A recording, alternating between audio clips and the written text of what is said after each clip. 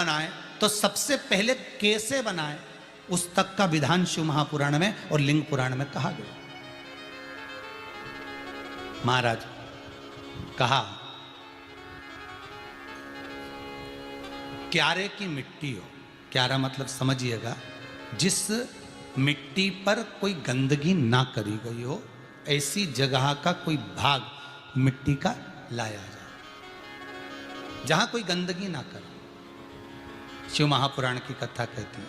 देखो, पिछले वर्ष के लॉकडाउन से लेकर अभी तक की जो कथाएं आप लोग सुने हैं, उसमें शिवलिंग मट्टी का किस तरह से बनाया जाए और कैसी मट्टी हो और उसमें पानी कैसा मिलाया जाए, कैसा शिवलिंग तैयार करा जाए, उसका विधान वर्णन नहीं कर पाए, परंतु आज कथा निकली है तो उसको सुन लो।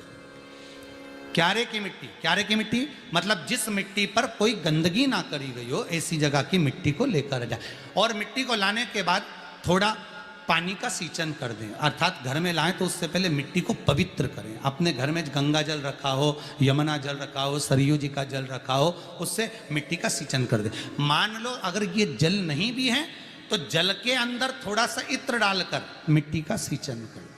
अगर इत्र भी नहीं है तो जल के अंदर थोड़ा सा दूध डालकर मिट्टी का सींचन करें। दूध भी नहीं है तो एक बेलपत्री जल के अंदर डालकर उस पानी का सींचन करें। बेलपत्र भी नहीं है, पीपल का पत्ता डालकर उसका सींचन कर दें। पर मिट्टी पर घर में लाते से ही, ये नहीं कि मिट्टी आज लाए और तुमको शिवलिंग कल बनाना है, तो मिट्टी अगर 1 दिन पहले लाए हो, 2 दिन पहले लाए हो, 4 दिन पहले लाए हो, तो उसी दिन जल का सींचन होना चाहिए। ये नहीं कि जिस दिन बनाएंगे उस दिन सींचन होगा। मिट्टी पर पानी का छींटा, सींचन भले ज़्यादा मत डालो, पर छींटा तो उस दिन लगा देना चाहिए जिस दिन घर में मिट्टी लेकर आए हो, जिस दिन लेकर। फिर भले तुम शिवलिंग 15 दिन बाद बनाओ, 8 दिन बाद बनाओ, 10 दिन बाद बनाओ, 3 दिन बाद बनाओ, पर उस समय पर मिट्टी का सींचन उस समय हो जाना चाहिए।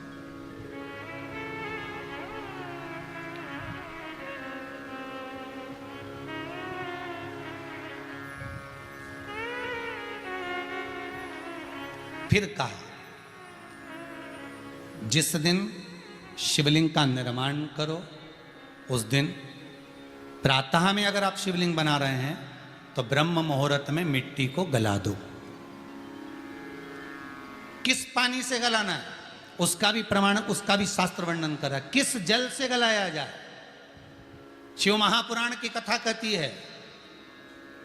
अगर आपको आज शिवलिंग का निर्माण करना है, शाम को आप शिवलिंग का निर्माण कर रहे हो, तो अपने पानी का जो मटका होता है, हंडा होता है, रसोई घर में जहां पानी भर कर रखते हो, उसके नजदीक में एक कलश जिसमें अलग से ताजा जल भरा जाए और उस पर प्लेट ढकी हो और उस पर एक चावल का दाना रखा हो, उस जल को लेकर आओ। थोड़ी देर रखा रहे, आधा घंटा, 2 घंटा, 3 घंटा, 15 मिनट, 20 मिनट, पर वो पानी वहां रखा होना चाहिए। रसोई घर में अन्नपूर्णा का निवास होता है, परिंदे के पास पितरों का निवास होता है। अन्नपूर्णा, पित्र सब रसोई घर के भीतर विराजमान होते हैं।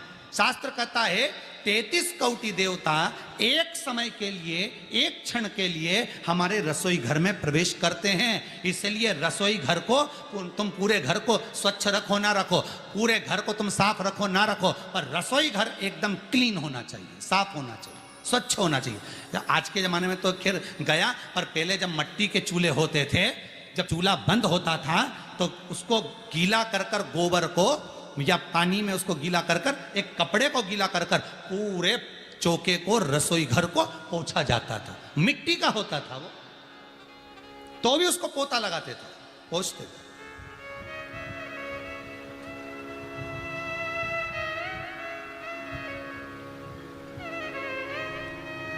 तो पहला क्रम है पार्थिव शिवलिंग का निर्माण। सावन के महीने में अगर आप शिवलिंग बनाते हैं, सोमवार को शिवलिंग बनाते हैं, तो नियम ध्यान रखिएगा महाराज, लिंग पुराण से है ये, इसका नियम ध्यान रखिए। क्या करना है, मिट्टी को लाना है, जल का छींटा देना, छींटा जरूर देना, घर में लेकर आए और जल का छींटा होना जरूरी है। 2 दिन तक, 3 दिन तक मिट्टी रखी हुई है और उसके बाद अगर आपने पानी का छींटा नहीं दिया है और आपने डायरेक्ट मिट्टी को गला दिया और उसके बाद बनाया, तो उसका कोई प्रमाण नहीं। जल का छींटा अवश्य, फिर उसको रख दें, 15 दिन बाद बनाओ, 4 दिन बाद बनाओ, 3 दिन बाद बनाओ, 2 दिन बाद बनाओ। शिवलिंग जब बनाओ तब उस मिट्टी को, जो कलश आपने रसोई घर में रखा है चावल का दाना रखकर प्लेट के ऊपर, अर्थात उस कलश का जल उस मिट्टी में थोड़ा सा डालिए। क्यों डाला जाता है उसका भी भाव वर्णन किया है। अब भविष्य पुराण, स्कंद पुराण और अग्नि पुराण, इन तीनों से ले लिया गया। वर्णन किया गया जब उस कलश का जल हम डालते हैं तो उस कलश में पितरों का भाव आ जाता है, अन्नपूर्णा का भाव आ जाता है, घर में लक्ष्मी का भाव आ जाता है, संपदा का भाव आ जाता है।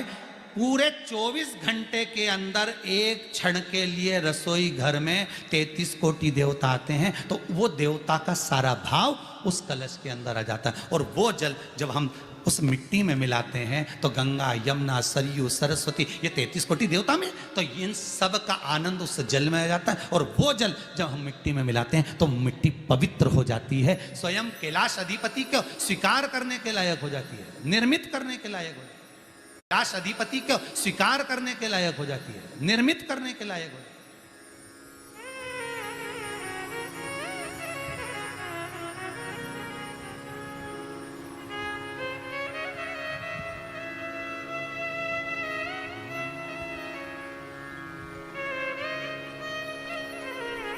शिवलिंग का निर्माण। अब शिवलिंग का निर्माण कैसे करना? मिट्टी में गला दिया पानी में। सबसे पहले शिवलिंग बनाने से पहले पात्र जो होता है उसके नीचे एक बेलपत्र रखी जाती है। क्या रखना है? एक बेलपत्र। शंकर को झेलने के लिए कोई साधारण नहीं है पात्र जिस पे झेला जाए। स्वयं गंगा शिव की जटा में, और आप शंकर के शिवलिंग का निर्माण कर रहे हो, कोई साधारण नहीं हो सकता। स्वयं आप विदेश्वर संहिता के अंतर्गत पढ़े कि ब्रह्मा और विष्णु, ब्रह्मा ऊपर जा रहे हैं, भगवान विष्णु नीचे जा रहे हैं, तो पता नहीं कर पा रहे कि यहां चरण कहां पर और शीश कहां पर है, उसको जान ही नहीं पा रहे।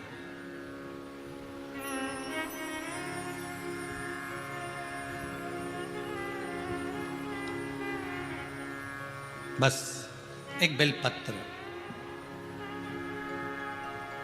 साधारण भाव में बेलपत्र भी सीधा भाग, और इस बेलपत्र की जो डंडी है वो उत्तर दिशा में रखना है थाली के अंतर्गत। जब आप शिवलिंग का निर्माण करें उत्तर, इसके ऊपर जो गलाई हुई मिट्टी है वो डाल दीजिए, और डालने के बाद सबसे पहले शिवलिंग का स्वरूप बनाना है। सबसे पहले नीचे की जलाधारी नहीं बनाना।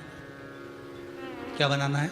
शिवलिंग का स्वरूप बनाना। बनाने के बाद उसी शिवलिंग के पास में और मिट्टी डाल लीजिए, फिर जलाधारी का निर्माण करिए। फिर जलाधारी,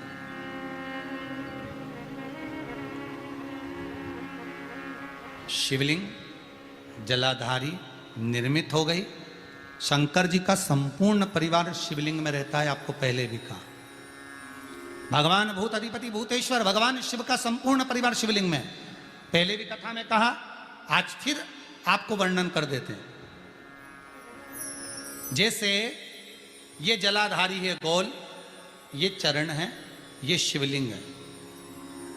ये जो गोल भाग है जहां पर भगवान शंकर का शिवलिंग रखा है, ये पार्वती जी का हस्त कमल है। जहां से पानी नीचे गिर रहा है, इसके राइट भाग में श्री गणेश जी का स्थान, लेफ्ट भाग में श्री कार्तिकेय जी का स्थान। बीच में जो एक मोटी सी लाइन होती है जलाधारी में, वो पार्वती जी के सुंदर पुत्री अशोक सुंदरी का स्थान। शंकर जी के ऊपर जो तिकोनी रखी रहती है, उसके ऊपर से जो जल बूंद बूंद नीचे गिरता है, ये जो पानी बूंद बूंद नीचे गिरता है, या आप कलश से जल चढ़ाते हो या आप श्रृंगी से जल चढ़ाते हो, तो ये जो पानी गिर रहा है, ये शंकर भगवान की 5 पुत्रियां, जया, विषहरा, शामरी बारी, दौतली और देव, ये शंकर जी की 5 बेटियां, 5 पुत्री। कार्तिकेय भी है, गणेश भी हैं, अशोक सुंदरी भी है, शंकर जी की 5 बेटियां भी हैं, शंकर भी है और पार्वती भी। अर्थात शिव जी के परिवार में आपको गणेश जी की पूजन अलग करने जाने की जरूरत नहीं पड़ेगी, शंकर के परिवार में पार्वती जी की पूजन अलग करने जाने की जरूरत नहीं पड़ेगी, कार्तिकेय की पूजन अलग जाकर करने की जरूरत नहीं है। शंकर का परिवार, शंकर के शिवलिंग के साथ में उस जलाधारी में संपूर्ण परिवार शंकर का विराजमान है। संपूर्ण परिवार, कुछ भी नहीं, संपूर्ण। और पूरा परिवार है महाराज। फिर वही बात आई, ध्यान दीजिएगा, जिस व्यक्ति को नींद ना आवे, रात्रि को सोते समय टेबलेट खाने की जरूरत नहीं, शंकर भगवान की 5 पुत्रियों का नाम लीजिए। जया, हाथ में जल लो, पलंग पर बैठो, जल हाथ में लिया, जया आचमन कर लो।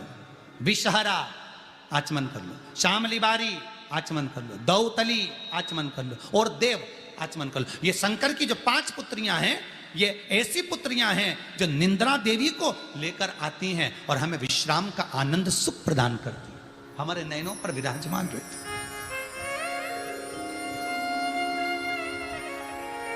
हाँ, यदि विवाह नहीं हो रहा, शादी नहीं हो रही है, बहुत समय से लगन देख रहे हो, शादी नहीं हो रही, बहुत समय से परेशान हो गए कि विवाह ही नहीं हो रहा, हम तो टेंशन में पड़ गए, लड़की 28 साल 30 साल का लड़का हो गया, विवाह नहीं हो रहा, कुछ मत करो। अष्टमी तिथि आए तो अशोक सुंदरी वाली जो जगह है वहां पर हल्दी की 7 बिंदियां लगा दो, लड़का लड़की का हाथ उस बिंदी पर रखवा दो, उसका नाम गोत्र बोलो, उसी हल्दी में उसके हाथ पीले करवा दो और पीपल के पेड़ पर उस हाथ के 5 छापे पड़वा दो, 3 महीने में विवाह पक्का हो जाता है महाराज। उसका इतना, अशोक सुंदरी के उस हल्दी का इतना प्रमाण।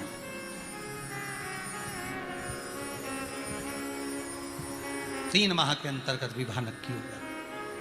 इतना इतना प्रमाण है महाराज। भगवान शिव की आराधना का कोई साधारण फल है महाराज। निर्मित करा शिवलिंग। एक बार सब जितने भी टीवी पर बैठे हैं, सम्मुख में कथा सुन रहे हैं, फेसबुक यूट्यूब पर सुन रहे हैं, एक बार साथ में समझें वापिस निर्माण को, शिवलिंग के निर्माण को। मिट्टी लाए, स्वच्छ जगह की, जल का छींटा दिया, रखा। जब शिवलिंग बनाया तो 1 कलश पानी पहले से 2 घंटा, आधा घंटा, 15 मिनट, 20 मिनट पहले उसको रख दिया, उसी पानी से उसको गीला करा। गीला करने के बाद उसका निर्माण, सबसे पहले बेलपत्री, बेलपत्री के ऊपर मिट्टी, मिट्टी के ऊपर रखकर शिवलिंग का निर्माण, फिर जलाधारी का निर्माण, जलाधारी का निर्माण और शिवलिंग का निर्माण पूर्ण होने के बाद में फिर बाबा का सुंदर भाव से आप श्रृंगार करें, अभिषेक करें, पूजन करें। और एक बात याद रखना, पार्थिव शिवलिंग का अगर निर्माण करा है तो आपको वो पार्थिव शिवलिंग को रात्रि होने से पहले विसर्जन होना जरूरी है। हाँ, अगर कोई भी शिवरात्रि का दिन है तो फिर आप पूरी रात रख सकते हो, हरतालिका तीज का दिन है पूरी रात रख सकते हो, बड़ी तीज है, छोटी तीज है, आप शिवलिंग बनाए हो तो आप पूरी रात रख सकते हो, विशेष कोई उत्सव है, श्रावण का महीना है, पूरी रात रख सकते हो। पर बाकी के समय अगर आप शिवलिंग का निर्माण करें तो उसको सूर्यास्त होने के पहले आप उसको नदी में, जल में, जलाशय में विसर्जन करें। बहुत ध्यान दीजिएगा, विसर्जन करते समय छोड़ें, उस समय पर ध्यान दीजिएगा कि शिवलिंग की जो जल की धार है, जिसका उत्तर की ओर जो जल की धार होती है, विसर्जन करते समय वो जल की धार अर्थात वो उत्तर का भाग हमारी ओर होना चाहिए और थाली इस तरह से पकड़ें कि वो भाग हमको जब डालें तो वो भाग हमको दिखे, थोड़ा सा नजर आए पानी में डालते समय। और जब वो थोड़ा भाग दिखता रहे, और जिसलिए आपने शिवलिंग बनाया, जिस कामना से आपने शिवलिंग बनाया है, वो कामना उस भाग को पानी में देखते देखते बोल दीजिए, वो कामना पूर्ण हो जाती है। इसको कहते हैं पार्थिव शिवलिंग का निर्माण करना और उसकी आराधना करना, उसकी आराधना। कई लोग करते हैं, बना भी लेते हैं, पूजन भी करते हैं, और कई बार कहते हैं हमारा काम नहीं, तो उसमें भगवान का दोष नहीं है, दोष अपना। देखो, आप आए नहीं, सुबह हो गई, मेरी पूजा की थाली धरी की धरी रह गई, क्यों नहीं आए, किस लिए नहीं, वो हमें देखना।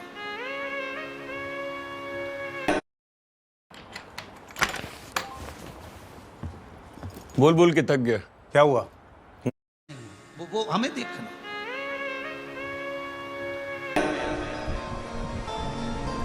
सनातन के प्रत्येक व्यक्ति के घर में बच्चा बच्चा ये जानता है कि तुलसी के पौधे की पवित्रता कितनी होती है, पीपल के वृक्ष की पवित्रता कितनी होती है, बट वृक्ष की पवित्रता कितनी होती है, बेलपत्र के पौधे की, बेलपत्र के वृक्ष की पवित्रता कितनी होती है, वो जान। पीछे नहीं हटना है, एक बार कंपटीशन एग्जाम में बैठे पीछे नहीं हटना है। और जितने मेरे शंकर के भक्त 17 अगस्त को कांवड़ यात्रा में आ रहे हैं, जितने बेटे बेटियां कांवड़ यात्रा में सीहोर आ रहे हैं, उनसे निवेदन करूंगा, सीहोर आने से पहले अपने दिल को पहले पक्का कर लेना, मजबूत कर लेना कि मैं कांवड़ भरने जा रही हूं तो बाबा भी मुझे कहीं ना कहीं ज्वाइनिंग जरूर कराएगा, ये निश्चित है। मेहनत करूंगी 4 गुना।